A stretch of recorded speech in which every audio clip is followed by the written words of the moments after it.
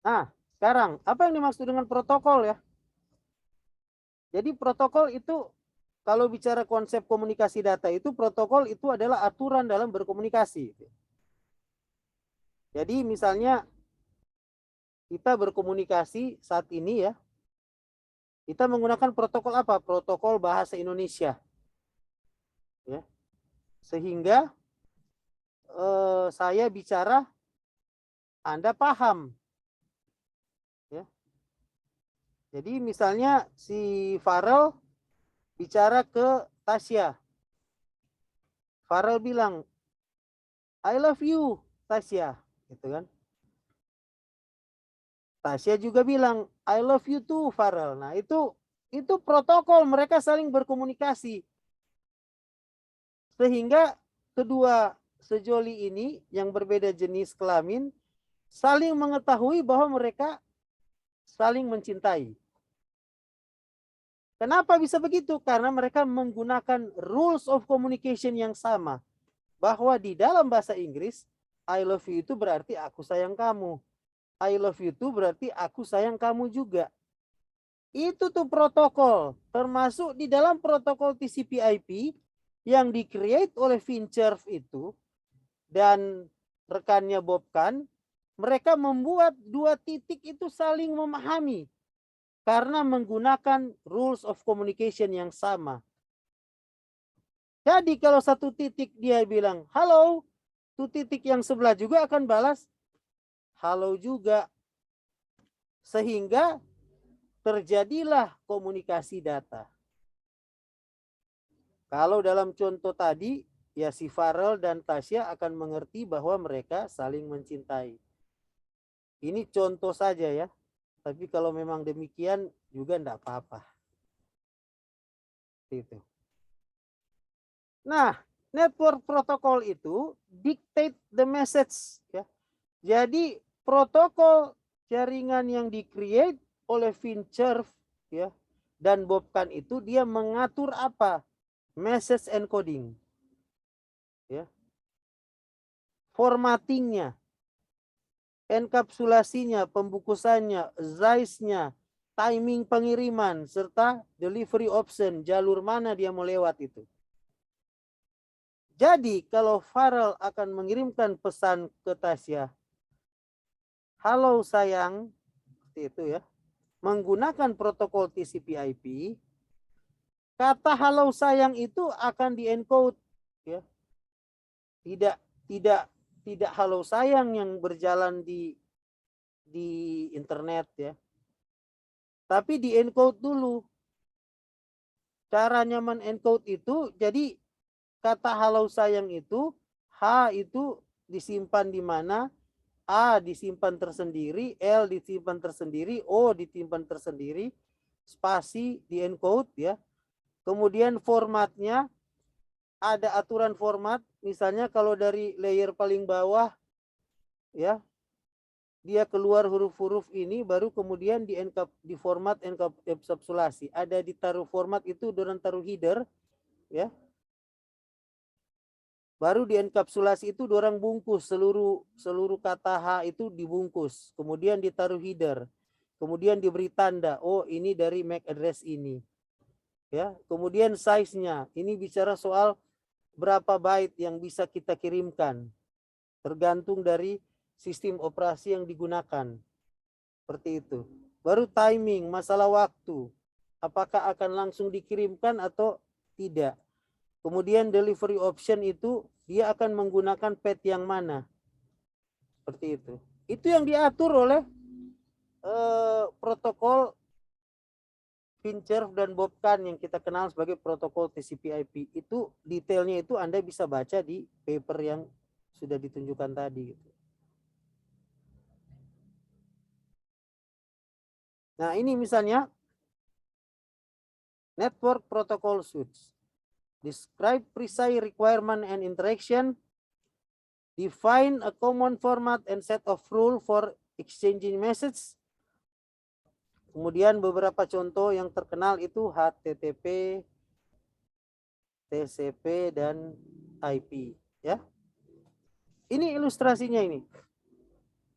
Jadi kalau ada yang mau berkirim pesan dari 2 titik ini, ya. Jadi satu mesti bilang dulu, I would like to set up a virtual connection. Dia lewat protokol HTTP, TCP, dan IP ke sini, dia agree. Setelah ada balasan agree, baru kemudian mereka bisa saling bertukar data, ya. HTTP itu kan protokol web, ya. TCP itu kemana dia akan pergi. Internet protokol mengatur arahnya, jalan arahnya, tujuannya. Nah, ini adalah contoh kumpulan, ya, dari protokol TCP/IP.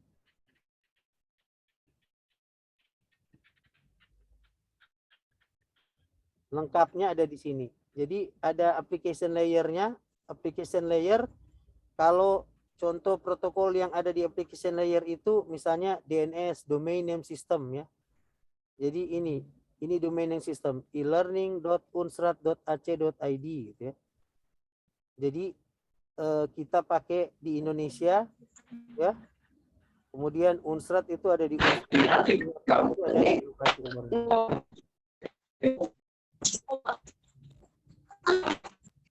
baru kemudian di transport layer itu ada UDP dan TCP. Baru ada internet layer, ini ada NAT, ICMP, ya, OSPF yang routing, ya. Baru kemudian network access layer, ini ada ARP, PPP, point to point protokol, Ethernet. Ini yang menghubungkan ke arah fisik, membaca MAC address ini. Kalau network access layer itu membaca MAC address, ya. Internet layer mengatur soal pengelamatan, ya. Pengelamatan. Addressing. Transport layer itu mengatur path mana yang akan dia lewat, TCP atau UDP. Ya, application layer itu untuk menampilkan, ya, data yang kita salurkan. Jadi itu biasanya TCP/IP. Sangat sederhana ini. Sangat sederhana tapi sangat ampuh karena sampai sekarang masih digunakan orang TCP/IP. Nah, ini bicara format, size, and timing, ya. Kalau format itu enkapsulasi dibungkus, dekapsulasi dibuka bungkusannya. Jadi tiap kali dia datang ke layer yang satu, ya. Jadi misalnya contoh dari ARP, ya. Kita dari device kita kirim pesan ARP bungkus. Sampai ke internet layer, bungkusan dari ARP itu akan dibuka, akan di decapsulation, diganti dengan bungkusan dari internet layer. Itu maksudnya format, ya. Dia lewat transport layer, nanti bungkusan internet layer itu dibuka, diganti dengan bungkusan transport layer. Sampai seterusnya ke application layer. Itu encap, decap, encap, decap, buka, pasang, buka, pasang, seperti itu. Baru size itu yang tadi, ya. Jadi kata I love you itu dipisah-pisah menjadi frame-frame tertentu, ya. Nah, baru timing ini access method, flow control, dan respon timeout. Seperti itu. Ini kemudian ada jenis communication protocol, unicast, multicast, dan ada broadcast, ya. Unicast dia one to one, ya, dari sini ke sini aja. Multicast dia one to many, ya, bisa banyak, ya. Baru broadcast one to all, ke semua ini, ya.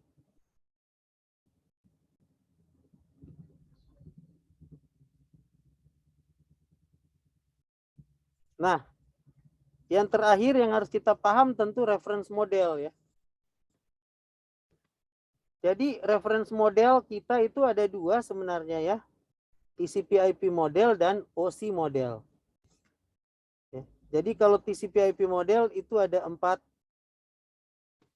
layer, sedangkan OSI model itu ada 7 layer.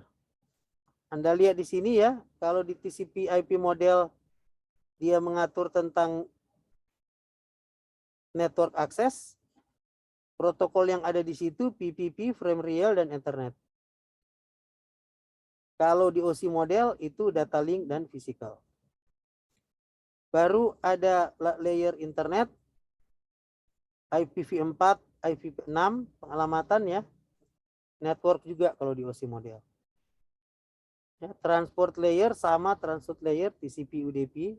Application hanya satu di TCP IP, sedangkan di OSI model ada 3 protokolnya ini HTTP, DNS, DHCP, FTP. Jadi internet itu bisa berkembang pesat sebenarnya karena ini ya.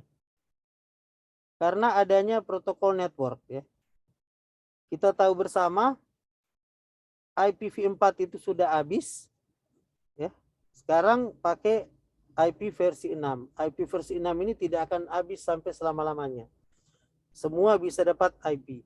Yang membuat internet itu berkembang, protokol TCP IP ini banyak digunakan orang, ini sebenarnya ya layer network di OSI model atau layer internet. Implementasi IoT, robotika ya, semua itu ada di IPv6 sekarang. Jadi makin bertambah banyak orang ingin mengakses internet ya. Sekarang itu sudah ada mobil internet, TV internet, sampai kacamata so ada Google Glasses. Jam tangan itu sudah ada IP ini sebenarnya yang membuat jaringan internet itu makin lama makin besar. Tapi tetap mengaksesnya dalam bentuk 3 tier. Tier 1, tier 2, dan tier 3. Protokol yang digunakan protokol TCP IP.